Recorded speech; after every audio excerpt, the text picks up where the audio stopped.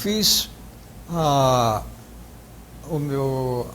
parte infantil no grupo escolar Tomás Mindelo, fica ali na descida para o QG da polícia. Depois eu me passei para a escola normal, que funcionou provisoriamente no prédio do Tribunal de Justiça, enquanto aguardava o término da escola de aplicação, que era naquele recinto onde tem o Liceu Paraibano. Então, a escola de aplicação era um anexo do Liceu, então eu fiz meu primário lá e fiz o curso ginasial e científico no Liceu Paraibano. Peguei as instalações iniciais, porque faziam 2 anos que tinha sido inaugurado o prédio, e as instalações todas novas, muito boas. Tive um conjunto de professores extremamente produzidos, no sentido de dar uma boa educação. A professora Daura Rangel, que depois se tornou um baluarte mesmo da educação aqui na Paraíba, e teve seu colégio particular também. Tem o professor Oswaldo Miranda, em Química. Tinha Olivina Carneiro da Cunha, poetisa, figura magistral na educação. E são pessoas assim que nos participaram da nossa formação.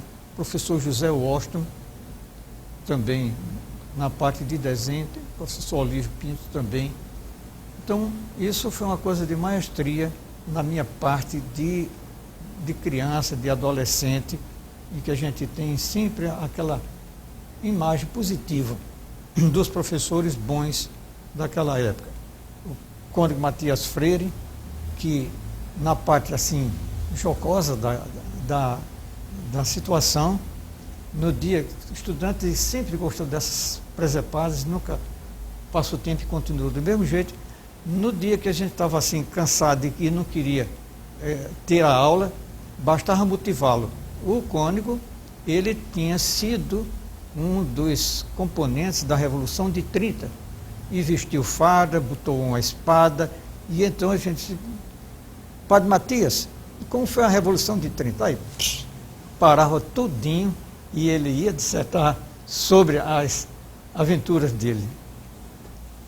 Ao término do curso científico, então surgiu uma ideia da fundação da Faculdade de Medicina da Paraíba, e descobrimos que Humberto Nóbrega que estava comandando as diretrizes para a criação, e fomos em comissão falar com ele, e ele nos assegurou que no ano seguinte estaria realmente em início a faculdade. E realmente, em 52, foi fundada a Faculdade de Medicina. A aula inaugural do curso de Medicina foi no Teatro Santa Rosa, no qual tivemos também a presença do Samuel Pessoa, governador do estado, e a sociedade representativa naquela época. O curso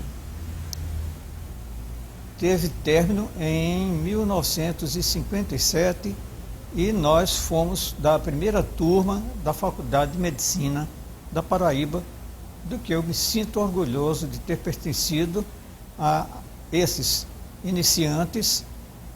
Durante meu tempo de faculdade, algumas coisas assim foram interessantes. A cadeira de anatomia, dirigida pelo professor Asdrubal, ele era muito metódico, muito preciso, só não era assim tão pontual na hora de chegada. E isso fazia-nos, às vezes, ficar esperando mais de 1 hora, e a gente ameaçava de sair, fazer uma greve, de sair para ver se aquilo motivava. Mas quando a gente avistava o Austin do Asdrubal, e o carro tinha um freio que chiava demais. Então corria todo mundo, se acovardava e voltava para a aula. A cadeira de histologia, inicialmente foi convidado o professor Celestino, da Universidade de Lisboa.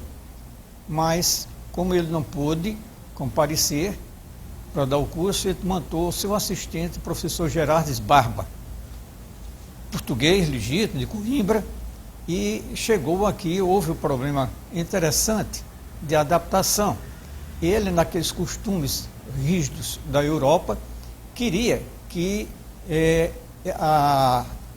os alunos estivessem sentados, calmos, tranquilos, ele chegasse, a classe se levantava, dava bom dia ou boa tarde a ele, e ele só fazia resmungar e sentava e dava aula e acabou-se.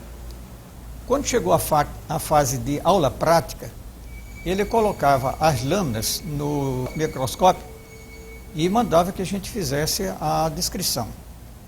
Mas as dúvidas nossas de iniciantes, quando íamos perguntar para ele, ele ficava grosso. Não, eu não sou assistente prático, eu sou professor.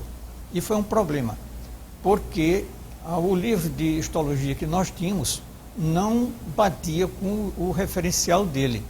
E então ele botou nota ruim em todo mundo. Mas o que ele fazia? Fomos à diretoria, mas que não tinha jeito, porque o padrão dele, europeu, não admitia o livro nacional. Veio um outro professor que era vale tudo,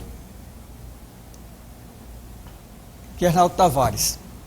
Arnaldo Tavares fazia tudo, mexia de um ponto para o outro para dar conta do recado, porque não tínhamos praticamente nada de início e ele ia arranjando, conseguindo e dava as aulas.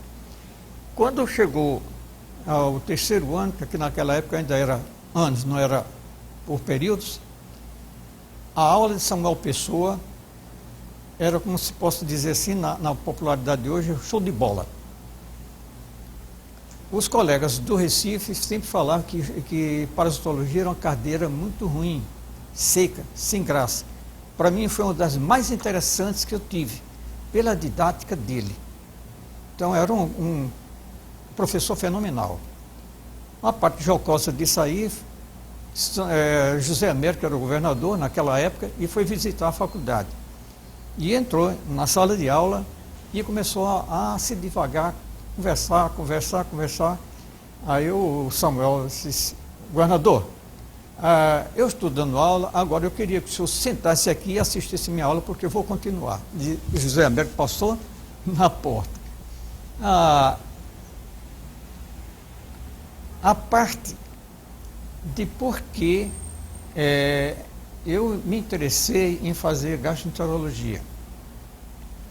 O Guilherme Martins me influenciou muito, e ele, com Gilvan de Assis e Antônio Dias, motivaram a criação de uma enfermaria de gastroenterologia. E com isso aí foi criado também o ambulatório. E eu participei ativamente, inclusive até de conseguir livros e tudo mais, e fizemos o ambulatório de gastroenterologia, e eu comecei a trabalhar como plantonista ali. Isso nos deu uma chance muito grande para poder, quando terminar o curso, fazer a especialização. E eu fiz na Pontifícia Universidade Católica do Rio de Janeiro, fiz curso também na Hospital das Clínicas, em São Paulo, e com isso aí eu pude galgar a plenitude que seria ter a especialidade de gastroenterologia. Me envolvi também, que era novidade naquela época, para a parte de endoscopia. Fiz um curso de 1 ano com Djalma Vasconcelos. Toda semana eu ia ao Recife. Depois, então, eu fui para o Rio de Janeiro, e no serviço do Pinto de Castro eu fiz a complementação lá. Voltei muito alegre, muito satisfeito, e sabendo que tinha um endoscópio no Hospital Santa Isabel. e quem mexia com ele era Isaías Silva. Ele fazia mais ou menos a parte de broncoscopia, uma parte alta do esôfago, e eu fui pedir o aparelho para iniciar os trabalhos para desenvolver no Santa Isabel.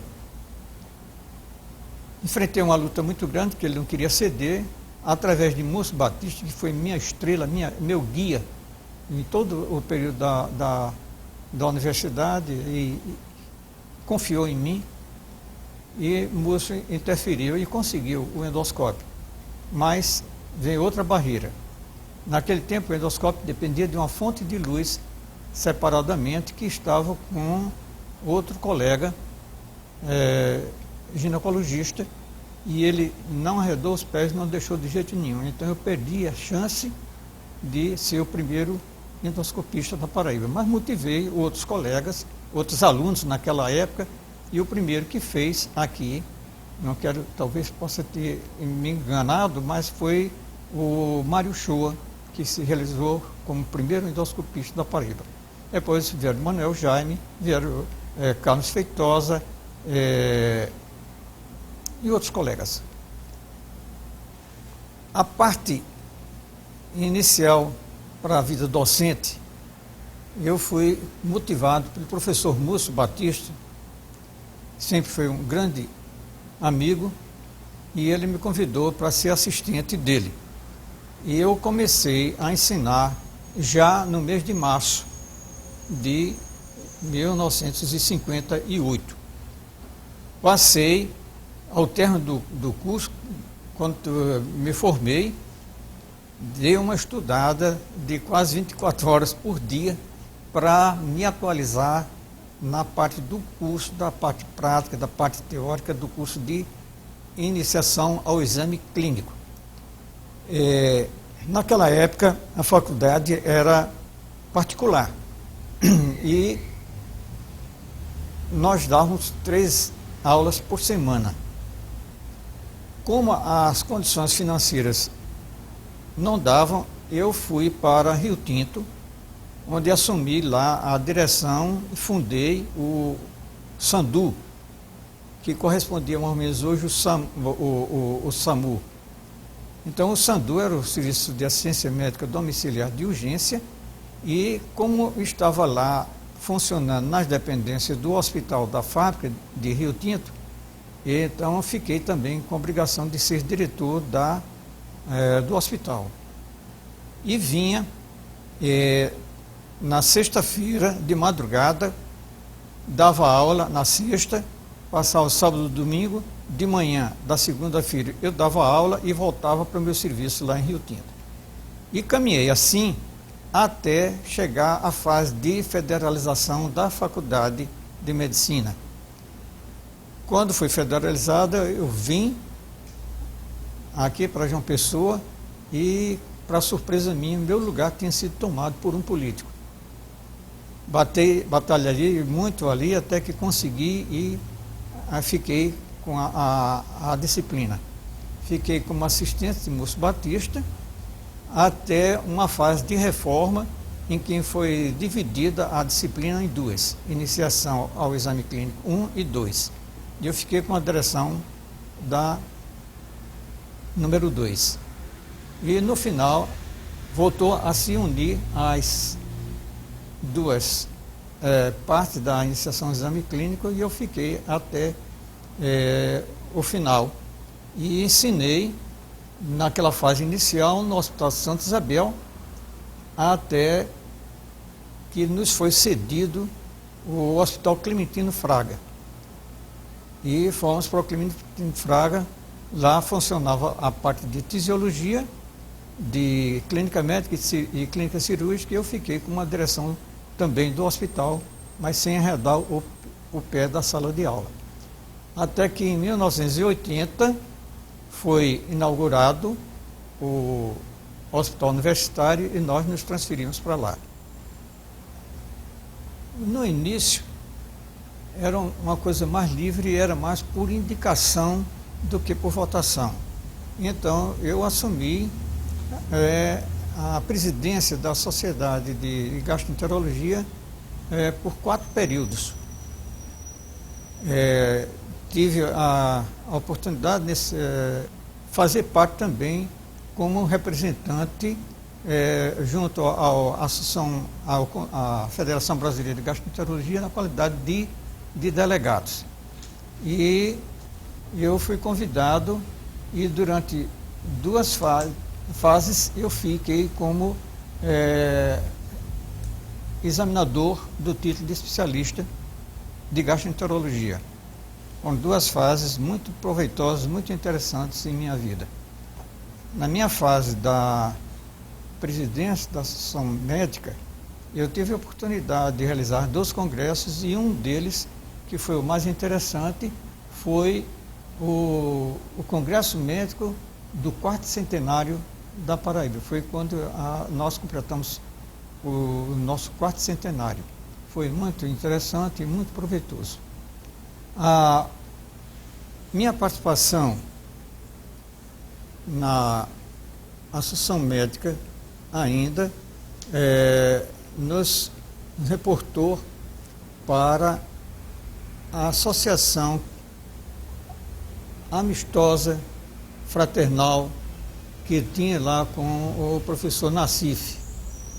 E daí surgiu a minha indicação para ser vice-presidente da Associação Médica Brasileira da região Nordeste, do qual participei com ele, e lá nós criamos o SINAM, que era uma coisa muito interessante, que era uma forma de beneficiar a população que não tinha credenciamento e mesmo para facilidade para o médico. Então o SINAM era uma coisa de tal maneira importante que ganhou mesmo a consagração no Brasil todo. E eu fui o que iniciei aqui na Paraíba. Era o seguinte, o SINAM, qualquer pessoa podia ir na Associação Médica, inscrevia-se, botava o nome dos familiares que quisesse, e ele não pagava nem um centavo, e ele podia ser atendido no médico que ele escolhesse. A condição era o seguinte, que nós pretendíamos era a valorização da tabela da Associação Médica Brasileira. Então, o cliente ia no médico, pagava o valor da consulta médica da Associação Médica e pronto, estava resolvido. Se ele quiser fosse fazer exame de laboratório, ele chegava no laboratório e pagava somente a taxa correspondente à tabela da Associação Médica Brasileira.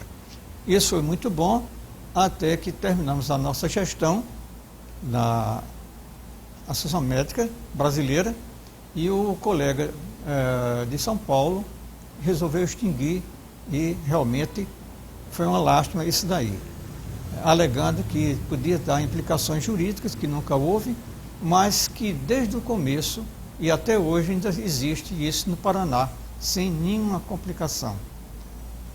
Até que chegou a vez do Conselho de Medicina, e eu fiquei quase 10 anos, fui vice-presidente, fui tesoureiro e fui representante do Conselho Regional no Conselho Federal.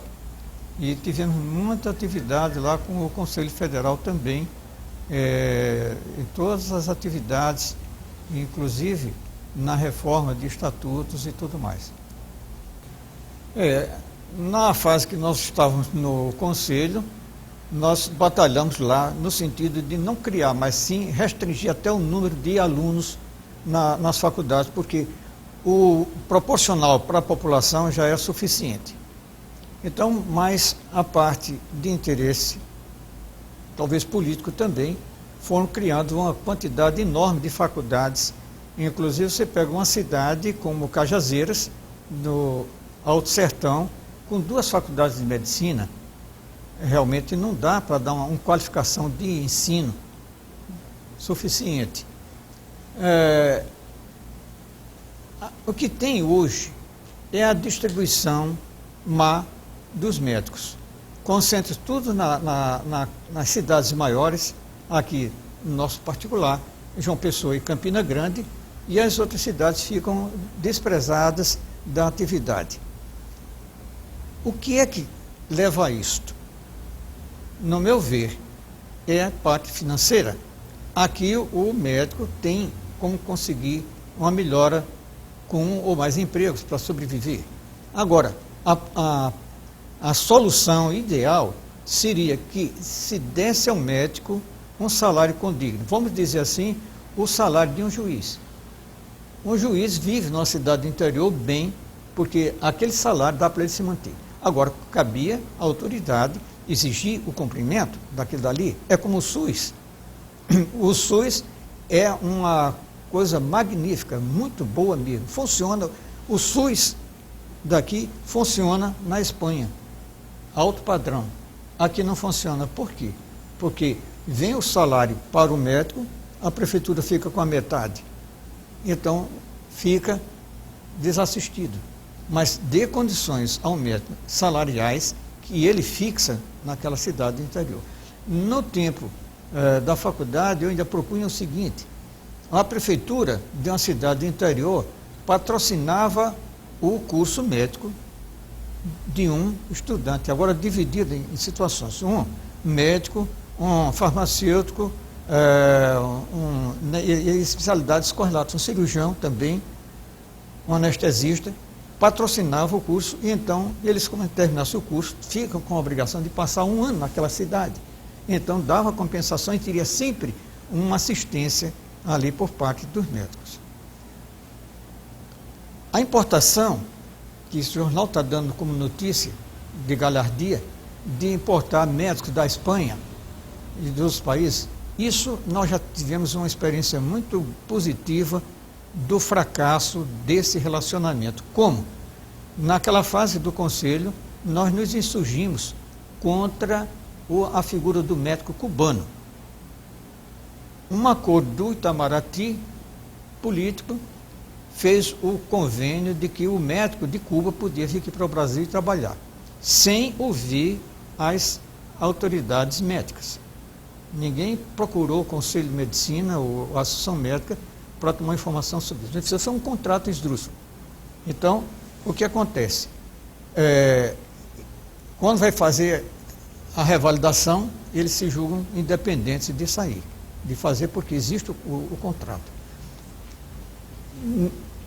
Repara no Amazonas e esses estados mais do centro-oeste, tudo os prefeitos querem o médico cubano. Por quê?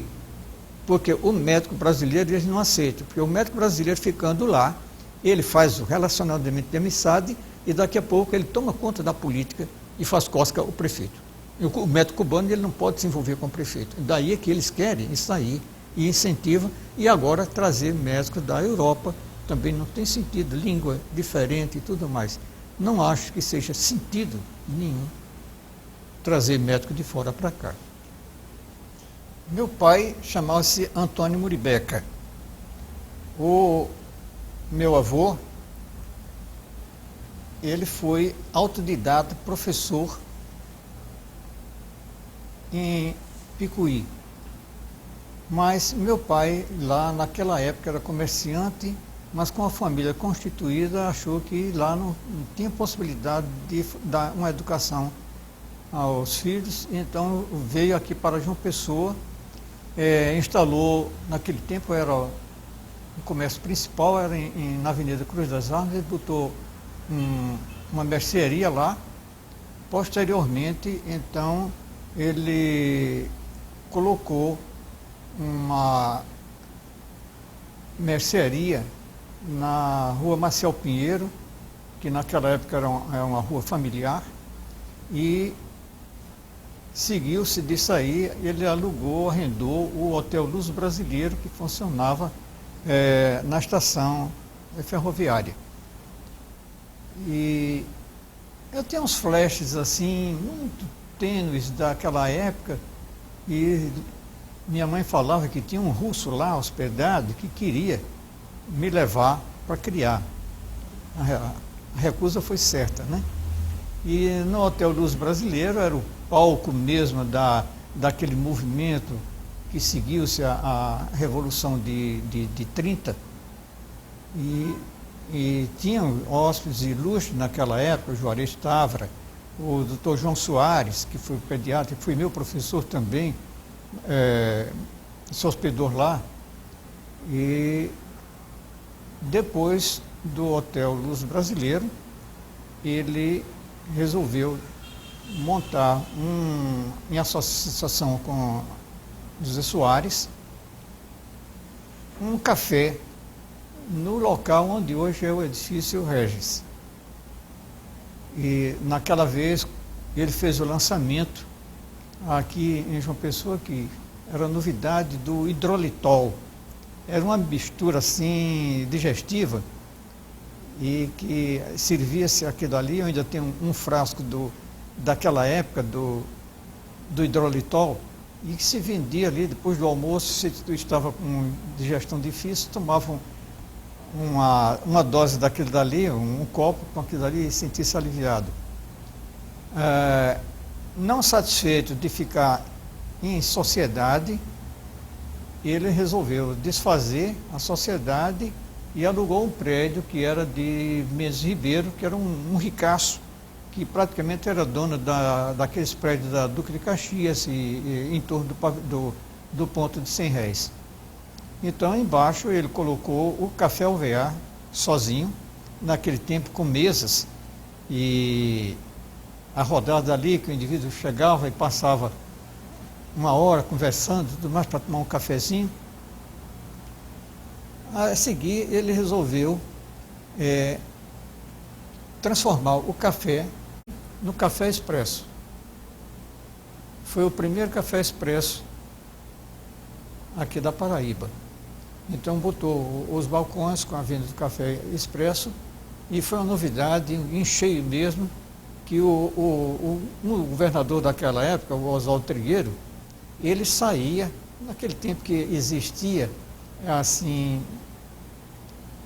muita tranquilidade na cidade. Então ele saía do palácio em torno de 4 horas da tarde, vinha a pé, chegava lá, tomava um cafezinho e voltava.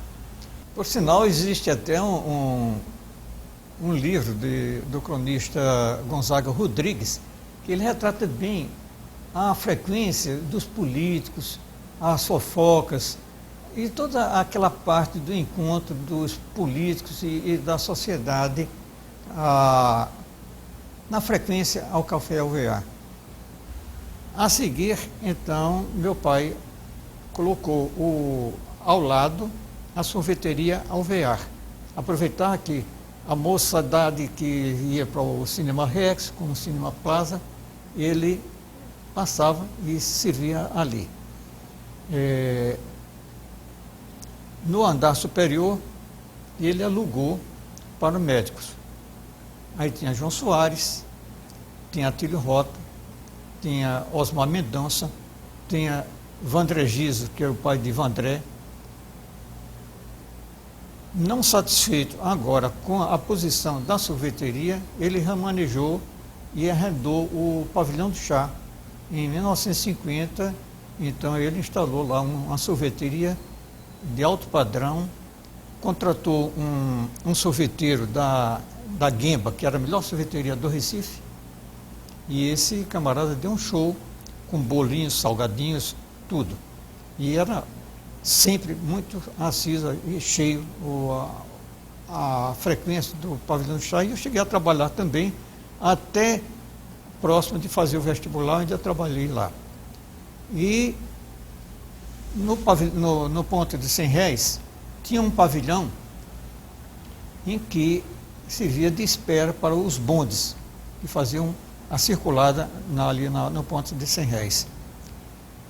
Esse pavilhão tinha 2 lojas, uma era uma tabacaria e outra uma bomboniere. Mas o espaço do meio era vago, então meu pai aproveitou e colocou uma gasoseria. Foi uma novidade, um material importado, e então tinha lá os xaropes de pera, de uva, de maçã, etc. Que então o empregado, com a alavanca lá, ele injetava uns 2 dedos daquele xarope num copo que antigamente era chamado de virola, ia A seguir, passava para outra máquina e puxava outra alavanca e enchia com água sodada e ficava aquele burbuloso, uma beleza para a criançada, para a rapaziada daquela época.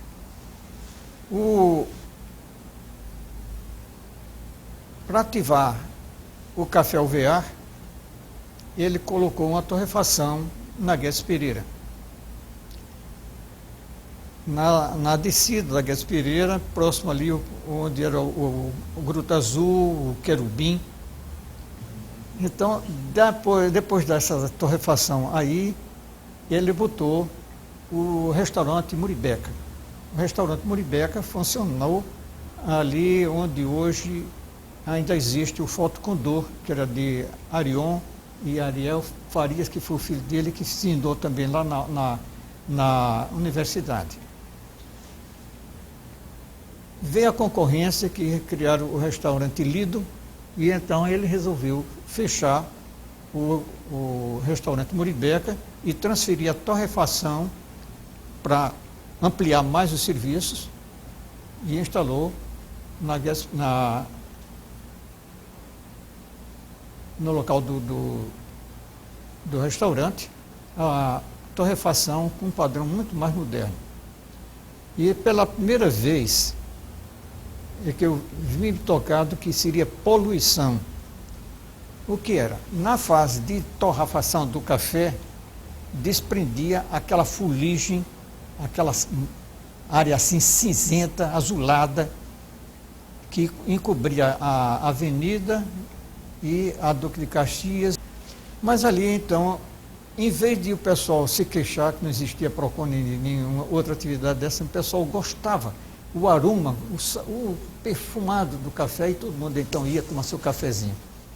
Hoje ainda assim, a gente tem um resquício desse quando se passa algumas vezes na estrada de Cabedelo, que o São Brás está torrando o café e também desprende aquela fumaça cheirosa, prazerosa do café. Com o passar do tempo, então já ele, meu pai, com idade, resolveu aposentar-se. E então vendeu o café e a torrefação ficou algum tempo ainda com a minha mãe, que posteriormente ela não podia só, e nenhum de nós estava com condições de fazer, eu fazendo já medicina, e então foi desfeito. Mas ele teve sempre umas atitudes assim benéficas, e ele assumia também muito as nossas opiniões. Em São Paulo, então, existia já o café, naquela época o padrão era o café com 250 gramas. E em São Paulo estão vendendo já com meio quilo. E eu fui tentar mostrar para ele, se entusiasmou, mas tudo isso aqui era controlado pelo IBC, Instituto Brasileiro de Café, que era lá no Recife, e eles não consentiram. Outra vez, lá no sul, eu vi lá que tinha o café palheta em plástico. Ele se entusiasmou também, tentou aqui, mas também naquela época a vigilância sanitária daqui não consentiu.